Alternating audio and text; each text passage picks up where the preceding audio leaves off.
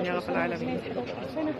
لا نقول إلا ما يرضي الله وإنا إليه راجعون. البلد في حالة حزن شديد، والبلد كلها خرجت تودعهم كما نرى أمام حضراتكم. أسرة الأم أصرت إن هي تدفن بنتهم في مسقط رأسها في مقابر عائلتها في قرية ميت عفيف، والأب يدفن هنا أو الزوج يدفن هنا في قرية سروهيد في محافظة المنوفية.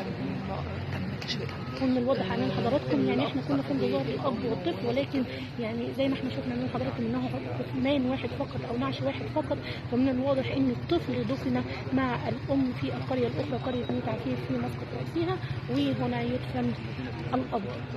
زي ما احنا شايفين البلد بالكامل خرجت لتشييع الجثمان لمسواه الاخير بمقابر سروهيد بمحافظه المنوفيه. لا نقول الا ما يرضي الله وانا اليه راجعون.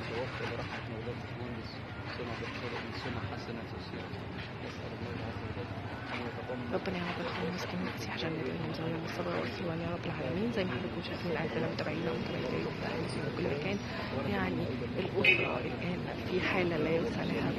اهالي القريه باجمع زي ما قلت لحضراتكم ان الاب يدعى اسامه وامال عبد الكريم من 9 مقام الفضل جوه لو سمحت، ومش عايزين حد يقف على الطريق بره على السلم عشان العربيات تمشي. الناس تدخل مقام الفضل جوه. محمد أسامة 3 سنوات. كما يوجد 3 مصابين في حالة خطرة يركضون الآن في مستشفى. جنى أسامة 12 سنة ونجوى أسامة 16 سنة والناس 11 سنة.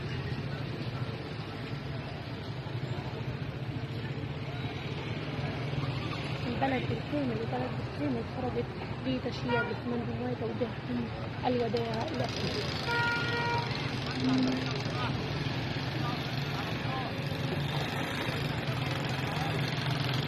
لازم يوقف الطريق بره لو سمحت، ماشي الطريق بره. ثلاثة من أسرة واحدة توفوا في الحال بعد اصطدام يعني سيارتين ملكتهم بعض على طريق الحلمي الماضي في محافظة المنوفية. كانوا رايحين عشان يفطروا مع طبعا أهل الزوجة في قرية ميت عفيف، ولكن للأسف الشديد حدث حادث على طريق الحلمي واصطدام سيارتين بعضهم البعض. ربنا يا رب. الحمد أن الطفل تم دفنه مع الأم في قرية ميت عفيف، يعني تم اختارنا من قليل أن أهل الزوجة سيقومون بدفن ابنتهم في قرية ميت عفيف، ولكن الآن وصل لقرية سروهيد جثمان واحد فقط وهو جثمان الأب، وتم دفن جثمان الأم والطفل في قرية ميت عفيف التابعة لمركز البابور بمحافظة المنوفية. رحمه الله أسكنهم فسيح جنات وألهم زاوية الصبر والسلوان يا رب العالمين.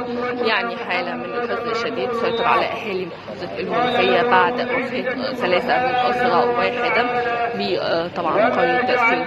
كانوا رايحين عشان يفطروا، ولكن للأسف الشديد حصل طبعا حادث على طريق الإقليمي اصطدام سيارة ملاكي بالسيارة الملاكي الخاصة بهم، وتوفى الأب والأم والابن. وأصيبت الابنة التي تدعى جنات 16 سنة هي الآن حالتها خطرة داخل مستشفى البابور التخصصي. وأيضا يعني جنى أختها رحاب، يعني لا نقول إلا ما يرضي الله إن الله إليه راجعون. مشهد صعب جدا جدا جدا في أول أيام رمضان، وفاة 3 من أسرة واحدة وإصابة 3 الآخرين. ربنا يرحمهم. لا نقول إلا ما يرضي الله إن الله وإنا إليه راجعون. إن الله وإنا إليه راجعون. ولم يبن آدم من أجل غير مخلد وإذا